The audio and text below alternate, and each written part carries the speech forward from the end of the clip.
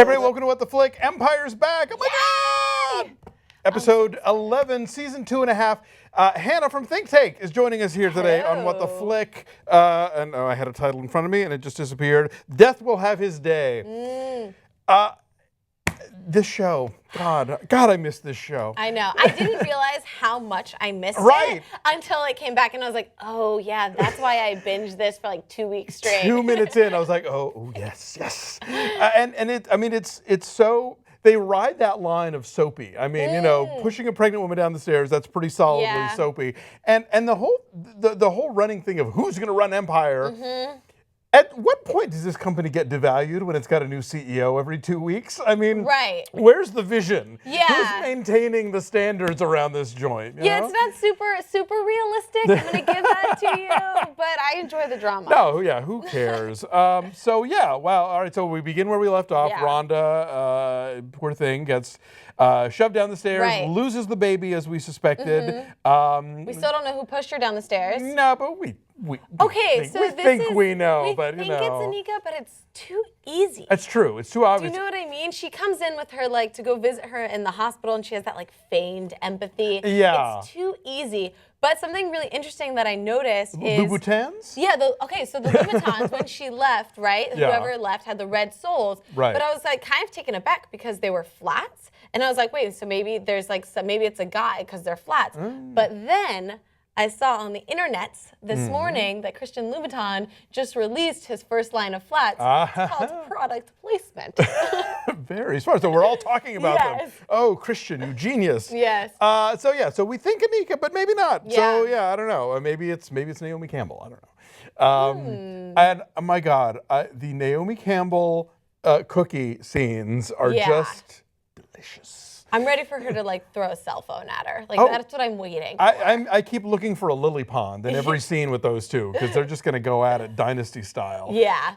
And speaking of Dynasty, so they're very cleverly working out a way where Cookie and the other brothers are remaining very much involved in the day-to-day of Empire because really, I mean, Hakeem is so in over his head at this point. Yeah, I mean, he was like sitting there with a suit made out of money. Do you know what I mean? In an actual throne with a scepter. It's like, you're the Dauphin, you know? You're like the idiot prince in this scenario. I just worry, though, and I find this with these sorts of dramas, is like, he gave the A&R job to Cookie, and he gave up so much power, like, so easily, that I worry that there's got to be like some sort of catch or that there's some sort of like caveat there. Well, you know, I mean, I think ultimately he's the kind of person where you give him the right title and the right office and don't actually involve him in the day-to-day and he's perfectly happy. As long as I'm the boss, I'm in charge. You know, that's really all he needs and he's good to go. Yeah. God, I love how this show will take on really complex issues of sexuality. Like the idea that Jamal can have had sex with a couple of women and still be super 100% gay and talk about that because, you know, that's certainly, I think, for TV, more complicated sexuality than they're used to addressing.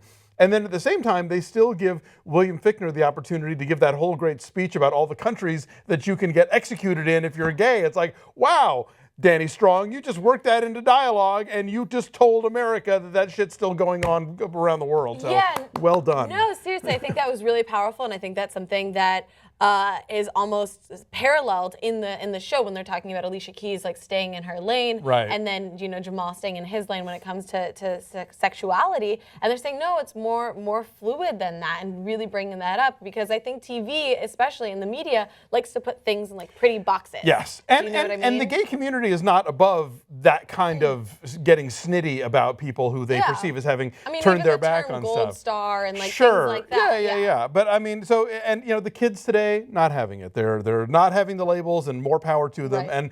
But yeah, the show that a primetime Fox series can take this idea and run with it and deliver it to the masses who are tuning in to watch, Cookie and Lucius go at it. It's like, well done. I love the messaging that's going on in this show all the time. I think another important message that they brought up in this episode was when Rhonda talks about her, losing faith, right? And I think that's something a lot of us have dealt with in life when we want to have that faith in something and then we face adversity. And I thought they dealt with that really powerfully. Sure. Although I suspect in a show like this, and in most shows where if they either don't approach God at all as a topic, that kind of scene is such a Chekhov's gun for 3 episodes later, her having some moment where she decides that she does believe in God after all. You never have a declaration of there is no God because this shitty thing happened to me, and then don't follow up on it later. That's almost always this sort of setup for foreshadowing, for a redemption later, for a literal come to Jesus moment. Yeah. So I think that's where they're going. But who knows? Do they want to just leave it on the floor there? Great. Let's do that too, because there's not enough declared atheism on television for my taste. Exactly. No, but I think too her relationship with Lucius, I think, will be really interesting as that develops. Yes. I think the foreshadowing for there is totally set up. So there's no heir, and then Anika brings up, no, there will be an heir, and I don't think she's talking about Rhonda's baby. Yeah, no. Well, I peeked at the coming up on Empire, so I know I have a hint of where that's coming, but I won't talk about it. And obviously, for Andre, whose sort of religious awakening last season was such a big deal for him, that's going to be a thing as well. And then also we have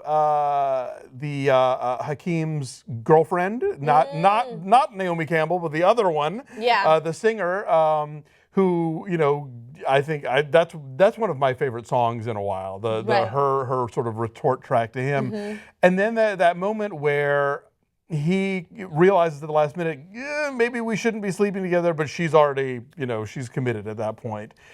Yeah, I was wondering about that, like what was holding him back and maybe his sort of connection still to Camilla. There's that, and I think that for straight guys, the idea of a woman's virginity can be a little daunting because that feels like you are stepping up to a level of commitment that just sleeping with a woman, that it's different. I mean, this is so I've heard, Yeah, I mean, I think there's both sides of the coins with that because it could be that, and I think that's also something like attractive about like taking that from. Sure, woman. So yeah. But I think that he's at least matured enough to realize, okay, I'm now like declaring myself in a way, and they both. He said, I love you. I know. So this is gonna not go well. It's gonna be very messy because he has like a bitch boss girlfriend. Yes.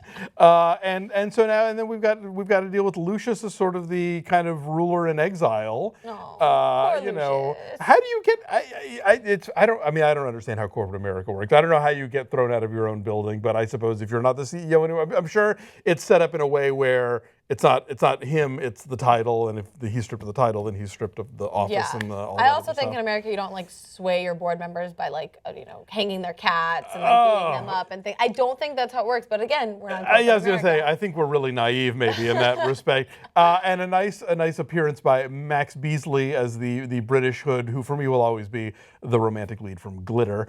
I missed that one. And Lee Daniels saw that movie. He's worked with Mariah Carey a lot, so I like giving Max Beasley some work in there. We're off and running for the second half of this season. So no, I'm excited. I'm excited to see how everything sort of unfolds. Yes, and more Gabourey Sidibe, please. All right, Hannah, thank you so much. We'll be back next week.